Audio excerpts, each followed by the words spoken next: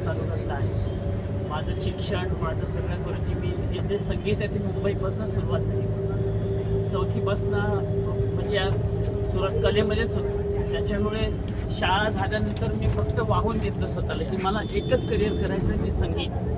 आणि अजून पण मी त्याच्यावरच आहे. मी कुठे जॉब असं कधीच नाही केलं. माझ्याकडे त्या गोष्टी होत्या. ऐकायला नाही सर.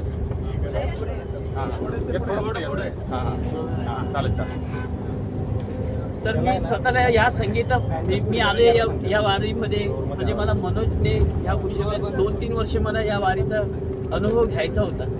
पण या अनुभव घेताना मला ती वेळ आली नाही. पण शेवटी माऊलीनेच ते सहकार्य मला केलं आणि यावर्षी मला तिथे येता आलं. आणि ह्याचं कारण असं आहे की आमच्या घरामध्ये पण ते संस्कार होते. म्हणजे माझे बाबा, आजोबा, आजी हे वारकरी होते. त्याच्यामुळे थोडेसे ते संस्कार आमच्या घरामध्येच होतेच अगोदरपासून. पण या प्रोफेशनल लाईनीमध्ये आल्यानंतर आम्ही संगीताला वाहून घेतलं. फक्त एकच करायचं संगीत. आणि माझं घरही माझ्या संगीतावरच चालतं. आणि दुसरी गोष्ट म्हणजे आज मला ह्या वारीला आल्यामुळे एक वेगळा आनंद का मिळाला की मी डोळ्याने ते जगू शकतो. वैभव बघितलं डोळ्याने, त्याचा आनंद मला खूप वेगळा होतो. एक वेगळा एक्सपिरियन्स होता. आणि जे ऑडियन्स होता ना ते खरोखर प्रामाणिक. असं मला वाटलं की खरोखर जे आपण बोलतो ना की एक कलाकार आणि एक ऑडियन्स हे जे नातं असतं एकमेकांचं, ते बॉन्डिंग ते खूप छान होतं. आणि ते आपण बोलतो ना की एक सगळ्या गोष्टीला अनुसरून होतं. एक वातावरण निर्मिती होती त्याच्यामध्ये, ती खूप छान होती. आणि लोकांनी जे काही एन्जॉय केलं, जे एक्सेप्ट केलं, मान्य केलं, ते खूप छान होतं. म्हणजे माझा नाही बोलत, सगळ्या कलाकारांना जो प्रतिसाद मिळाला ना तो खूप छान होता.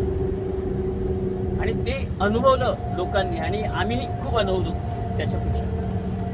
आणि या वारीचा आनंद म्हणजे इथे जे काही संस्कार आहेत ते खूप छान आहेत. प्रत्येकाचे जे स्वभाव, जे बोलणं हे खूप छान आहे. आणि हे आम्हाला शिकायला मिळालं त्याच्यात. आणि मला हा जो योग आला तो मनोजमुळे आला. कारण मनोज 2-3 वर्ष मला सतत बोलतो की चला तू कधी या वेळेला मला नाही मिळालं. कारण हे प्रोफेशनल असं होतं की काही वर्ष मला जाता आलं ना की तिथे तर मी मेन होतो. तर माझे कॅरेक्टर दुसरं करणार रिप्लेसमेंट नव्हती. मग मला 1-2-3 वर्ष येतच आलं. ह्यावेळेला नशिबाने की मला यायचंच होतं. तर 2 दिवस ते कार्यक्रम नव्हतं. मग मी लगेच बोललो की मी येतोय.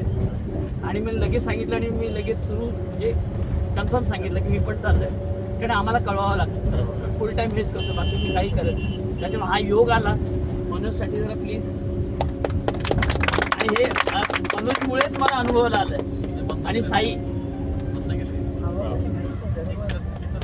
आणि मला हे जे ऑडियन्स मिळालं हे याच्यासारखं मी ऑडियन्स असं बघितलंच नाही. इव्हन हे आपलं पण थिएटरचं होतं ना, थिएटरपेक्षा एक समाधानी आणि एक आपण बोलतो ना ती मानसिकता असं. हां, हे जे ऑडियन्स होतं ना हे 250चं नव्हतं, 2.5 लाखांसारखं ऑडियन्स होतं. त्याच्यामुळे खरं ते सगळ्या माऊलींना माझा हात जोडून नमस्कार. आणि पंढरीनाथ महाराज की जय.